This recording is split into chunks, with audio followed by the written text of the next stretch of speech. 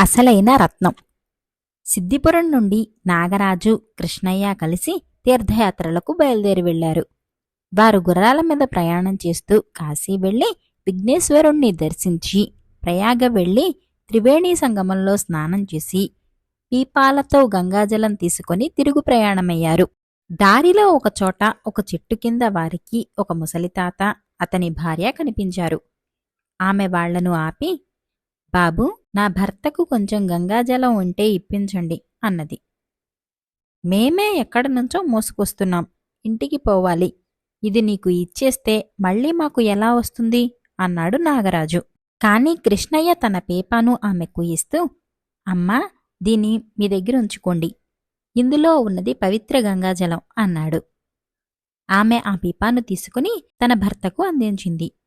ఆయన గంగాజలాన్ని కొంచెం లోటాలో పోసుకుని తాగి శక్తి వచ్చినట్టు వెంటనే లేచి నిలబడి గుర్రం మీద ఉన్న కృష్ణయ్యను సమీపించి నమస్కారం చేసి, అయ్యా, నీకు స్వాగతం.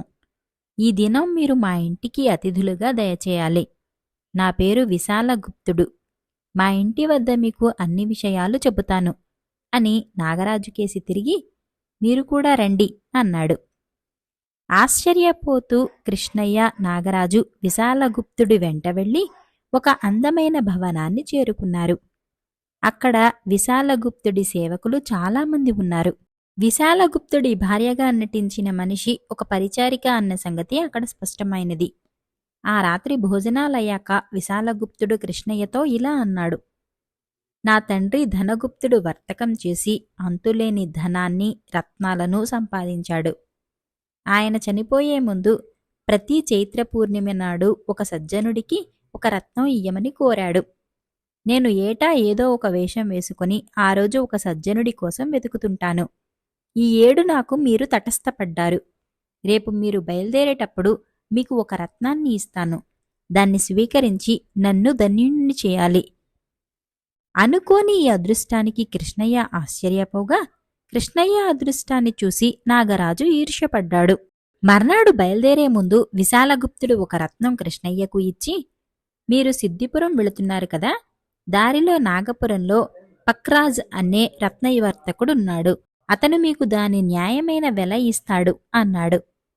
విశాలగుప్తుడి వద్ద సెలవు పుచ్చుకొని ఇద్దరూ బయలుదేరారు. నాగరాజుకు ఆ రత్నాన్ని కాచేయాలని తీవ్రమైన కోరిక కలిగింది. తామిద్దరూ దారిలో ఒక సత్రంలో బస చేసి ఉండగా నాగరాజు కృష్ణయ్య వద్ద ఉన్న రత్నాన్ని కాచేశాడు. రత్నం పోయిందని కృష్ణయ్య తెలుసుకుని తనతో చెప్పినప్పుడు నాగరాజు చాలా ఆశ్చర్యాన్ని కనపరిచి, అది దొరికినదాకా ఆ ఊరు వదలరాదన్నాడు. ఆ ఊళ్ళో మనకు ఎవరు సహాయపడతారు? అది ఎలా వచ్చిందో అలానే పోయింది అన్నాడు కృష్ణయ్య. తర్వాత వాళ్లు నాగపురం చేరారు.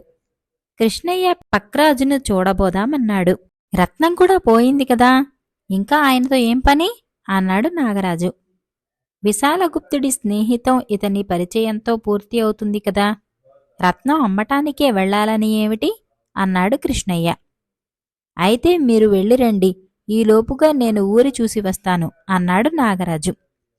అతను తాను దొంగలించిన రత్నంతో ఒక రత్నవర్తకుడి వద్దకు వెళ్లి, ఈ రత్నం మీరు ఎంతకు కొంటారు అని అడిగాడు. ఆ వర్తకుడు దాన్ని చూస్తూనే, ఇది మీకు ఎలా వచ్చింది అని అడిగాడు. మా తండ్రిగారు బోలెడు డబ్బు పోసి కొన్నారు, నాకు డబ్బు అవసరమై అమ్ముతున్నాను అన్నాడు నాగరాజు. వర్తకుడు నవ్వి, మీ నాన్నగారిని ఎవరో బాగా మోసం చేశారు. ఇది గాజు ముక్క, చిల్లి గవ్వకు కూడా దీన్ని ఎవ్వరూ కొనరు అన్నాడు. నాగరాజుకు ఒక విధంగా తృప్తి కలిగింది. విశాలగుప్తుడు కృష్ణయ్యను మోసగించాడు. తాను చేసినది దొంగతనమే కాని విశాలగుప్తుడు కృష్ణయ్యకు చేసిన మోసం ఇంకా దారుణమైనది. ఈ లోపల కృష్ణయ్య పక్రాజును కలుసుకుని తనకు విశాలగుప్తుడికి పరిచయం ఎలా అయినది చెప్పాడు. వెంటనే పక్రాజ్ అతనితో, మీరు విశాలగుప్తుడి ఇచ్చిన రత్నం నాకు ఇచ్చేసి దాని విలువ తీసుకోండి అన్నాడు. దాన్ని దారిలో ఎవరో దొంగలించారు. నేను దాన్ని మీకు అమ్మటానికి రాలేదు, విశాలగుప్తుడు గారి మిత్రుని చూడవచ్చాను అన్నాడు కృష్ణయ్య. తనకు విశాలగుప్తుడు రత్నం ఇచ్చిన సంగతి అతనికి ఎలా తెలిసిందా అని ఆశ్చర్యపడుతూ, మీ వెంట ఇంకొకరు కూడా ఉన్నారట కదా, ఆయన ఏడి అని పక్రాజును ఆత్రంగా అడిగాడు. ఊరు చూస్తానని వెళ్ళాడు అన్నాడు కృష్ణయ్య. వెంటనే పక్రాజు తన మనుషులిద్దరినీ పిలిచి తమ భాషలో వాళ్లకు ఏదో చెప్పాడు. వాళ్ళు వెంటనే బయలుదేరి వెళ్లి కొద్దిసేపట్లో నాగరాజును వెంట పెట్టుకొచ్చారు.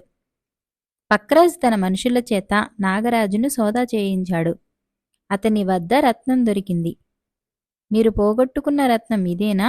విచారించకండి, ఇది గాజుపూస. ఇలాంటివాడే మీ మిత్రుడు కూడాను. ఇది అసలైన రత్నం అనుకుని దొంగలించి ఈ ఊళ్ళో ఉన్న రెండో రత్నవర్తకుడికి అమ్మ చూపినట్టున్నాడు. అందుచేత నా మనుషులకు దొరికిపోయాడు. మీకు విశాలగుప్తుడు ఇస్తానన్న అసలు రత్నం నా వద్దకు ముందే చేరింది. దాని మూల్యం ఇప్పుడు నేను మీకు ఇయ్యను, మీ ఊరికి పంపుతాను. కాని మీ మిత్రుణ్ణి న్యాయస్థానానికి పంపటం నా విధి అన్నాడు పక్రాజ్ కృష్ణయ్యతో. అందుకు నేను ఒప్పుకోను. దారి పొడుగునా నాతో కష్టసుఖాలన్నీ పంచుకున్నాడు. పైగా అతను కాజేసినది గాజుపూస అని మీరే అన్నారు కదా. నా రత్నంలో అతనికి సగం ఇయ్యబోతున్నాను. నా మీద దయ ఉంచి నా మిత్రుడి మీద దొంగతనం నేరం మోపకండి అని కృష్ణయ్య పక్రాజును వేడుకున్నాడు. సిద్ధిపురం చేరగానే కృష్ణయ్యకు రత్నం విలువ ముట్టింది. అందులో సగం నాగరాజుకు ఇయ్యపోతే, నేను చేసిన దుర్మార్గానికి నన్ను ఖైదు నుంచి కాపాడావు, అంతే చాలు అన్నాడు నాగరాజు కృష్ణయ్యతో.